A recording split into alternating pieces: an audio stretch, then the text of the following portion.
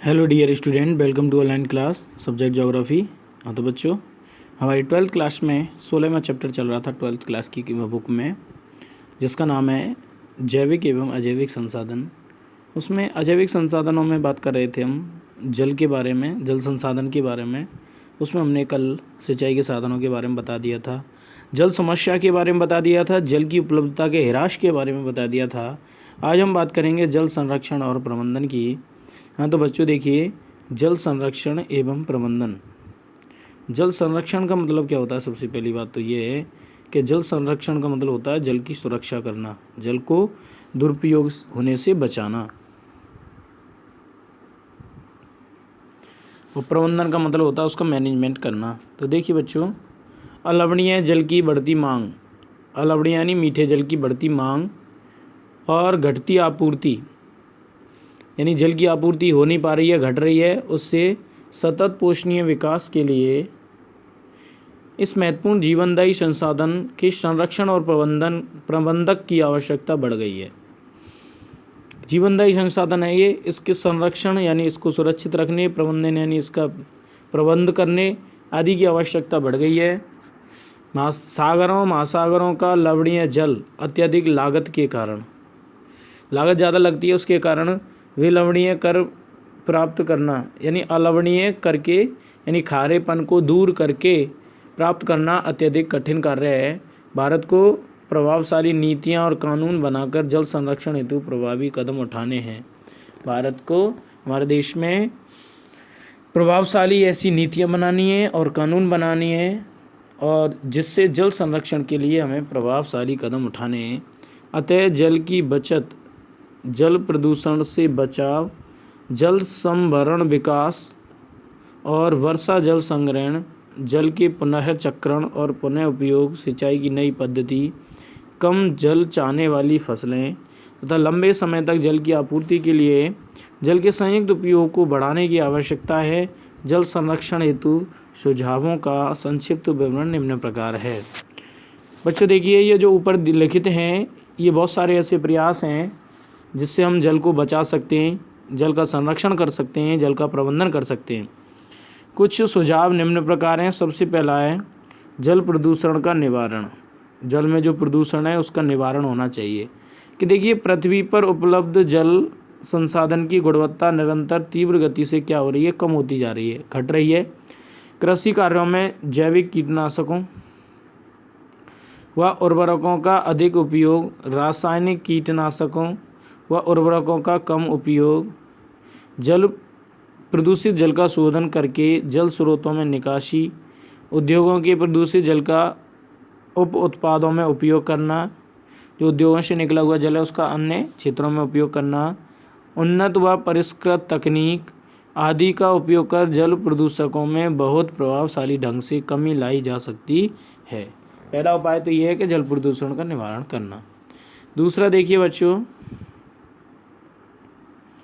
जल का पुनर्चक्रण और पुनः उपयोग।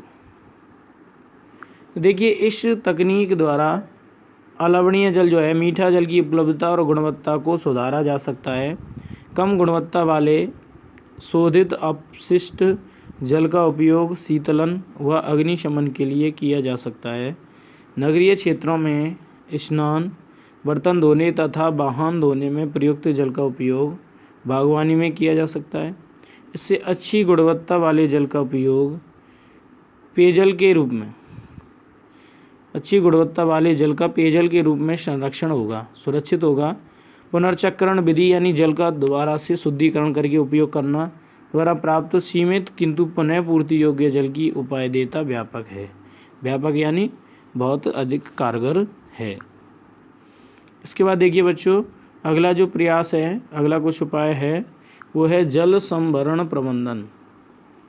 जल का भराव करना और इकट्ठा करना और उसका प्रबंधन करना। देखिए, जल संभर प्रबंधन का आशय मुख्य रूप से वर्षा, धरातलीय जल, भूमिगत जल, भौमजल संसाधनों के दक्ष प्रबंधन से, उचित प्रबंधन से है। इसके अंतर्गत बहते जल को रोकना, बांधों, झीलों, तालाबों और पुनर्भरण कुओं आदि के द्वारा भौमजल का संचयन और पुनर्भरण सम्मिलित है।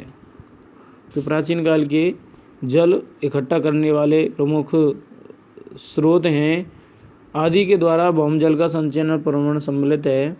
जल प्रबंधन के अंतर्गत जल संभरण और मानव सहित समस्त संसाधनों के संरक्षण, पुनरुत्पादन और विवेकपूर्ण विधियों को सम्मिलित किया गया है। जल प्रबंधन के अंतर्गत केंद्रीय, राज्य सरकारों और गैर सरकारी संगठनों द्वारा बहुत से जल संभरण, विकास और प्रबंधन कार्यक्रम चलाए जा रहे हैं।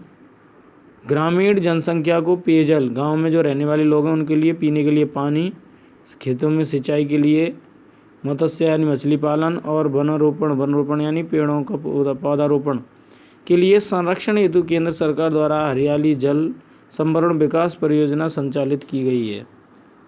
केंद्र सरकार, राज्य सरकारों के द्वारा।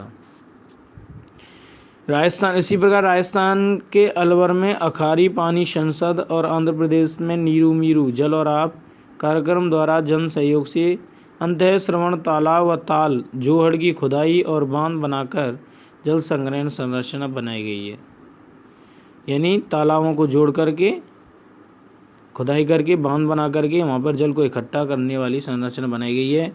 ऐसे ही तमिलनाडु में घरों में जल संग्रहण यानी जल को इकट्ठा करने वाले संरचना बनाए बिना इमारत निर्माण नहीं किया जा सकता। यानी जल को इकट्ठा करने के लिए टैंक बनवाना जरूरी है। वहाँ अगर टैंक नहीं बनवाया तो इमारत खड़ी नहीं की जा सकती। कुछ क्षेत्रों में बात करें, जल संभरण विकास परियोजनाएं पर्यावरण व अर्थव्यवस्था का कायाकल्प करने में सफल हुई हैं। बहुत सारी ऐसी परियोजनाएं हमारे भारत सरकार द्वारा चलाई गई हैं जो जल संभरण विकास की बहुत सारी योजनाएं सफल हुई हैं।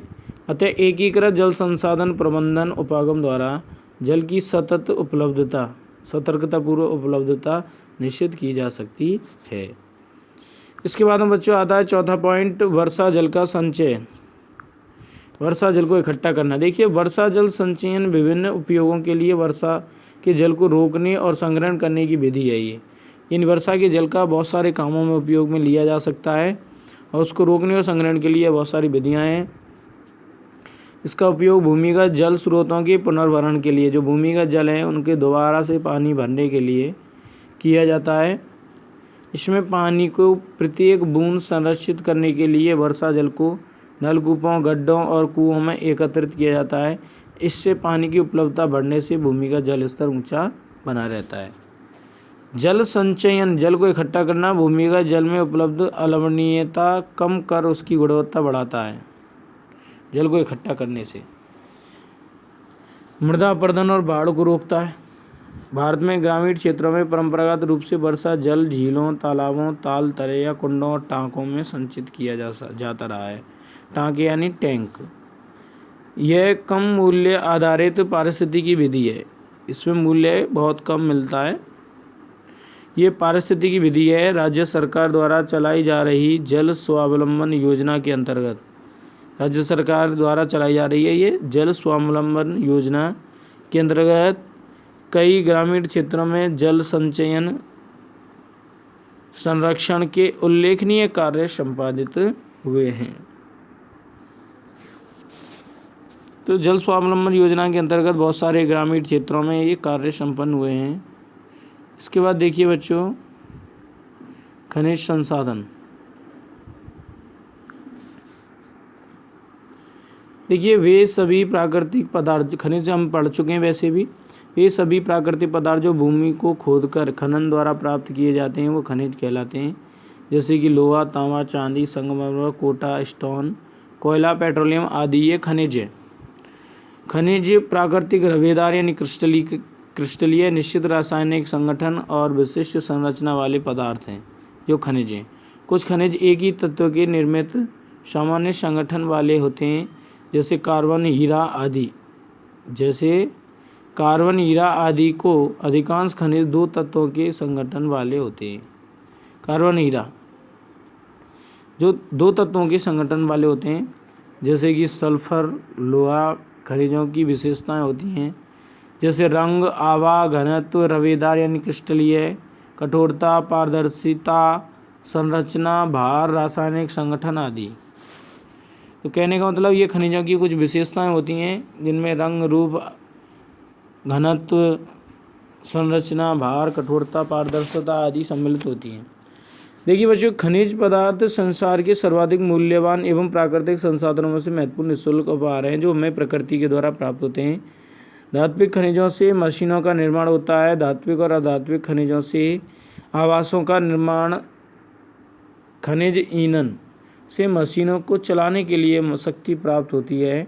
अतः किसी देश की सामाजिक, आर्थिक, औद्योगिक, वैज्ञानिक प्रगति के मुख्य आधार स्तंभ खनिज ही हैं।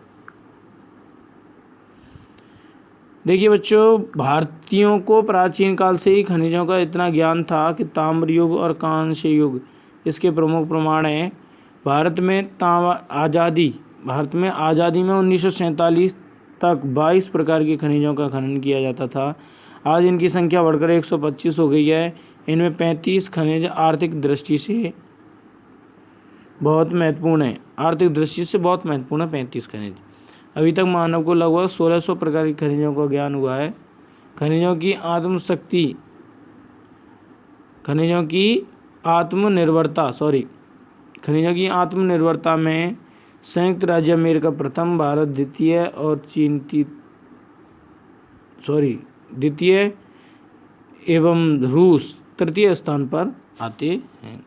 तो कहने का मतलब खनिजों की आत्मनिर्भरता में अमेरिका प्रथम स्थान पर, भारत हमारा दूसरे स्थान पर आता है और रूस हमारा तीसरे स्थान पर। भारत में खनिजों का वितरण देखिए, भारत में खनिज प्रमुखतः 6 मेखलाओं में पाए जाते हैं, यानी 6 श्रृंखलाएं कुछ उनमें पाए जाते हैं। सबसे पहली है झारखंड, उड़ीसा, पश्चिमी बंगाल मेखला यानी श्रेणी। यह मेखला भारत के उत्तरी पूर्वी जो पठारी प्रदेश है उनमें छोटा नागपुर है, उड़ीसा पठार है, पश्चिम बंगाल और छत्तीसगढ़ के कुछ भागों में विस्तृत यानी फैली हुई है। यहाँ लोह, अयस्क, कोयला, मैग्नीज, अभ्रक, तांबा, इल्मेनाइट, बॉक्साइट, क्रोमाइट, फास्फेट व चूना पत्थर आदि के विशाल भंडार हैं। दूसरा है मध्य प्रदेश, छत्तीसगढ़, आंध्र प्रदेश, महाराष्ट्र मेखला। इस मेखला में लोह, अयस्क, लोहे के अंश, मैग्नीज, बॉक्साइट, चूना पत्थर, अभ्रक, तांबा, ग्रेनाइट व हीरे के विशाल भंडार हैं। तीसरा है कर्नाटक, तमिलनाडु मेखला। इस मेखला में सोना, लोह, अयस्क है, मैग्नीज, तांबा, बॉक्साइट, लिग्नाइट, कोयला, चूना पत्थर, जिप्सम, क्रोमाइट आदि के विशाल भंडार हैं। चौथा है राजस्थान, गुजरात मेखला। राजस्थान और गुजरात की श्रृंखला। इस मेखला में देखिए चांदी, सीसा, जस्ता, अभ्रक, मैग्नीज, तांबा, लिग्नाइट, कोयला, पन्ना, संगमरमर, एस्बेस्टॉस, नमक, मुल्तानी मिट्टी, यूरेनियम, बेरिलियम, पेट्रोलियम, प्राकृतिक गैस के भंडार हैं। 5वीं पेटी है केरल मेखला। इस मेखला में मोनोजाइट, जिरकन, इल्मेनाइट, गार्नेट, चिकनी मिट्टी आदि खनिज पाए जाते हैं। 6वां हिमालय मेखला। इस हिमालय में देखिए इस मेखला में तांबा, सीसा, जस्ता, निकिल, सुरमा, कोबाल्ट, टंगस्टन, सोना, चांदी, क्रोमाइट और बेरिलियम आदि खनिज पाए जाने की पर्याप्त संभावना है। हाँ तो बच्चों, आज के लिए इतना ही है। बाकी का कल पढ़ाएंगे। खनिजों का वर्गीकरण कल। धन्यवाद।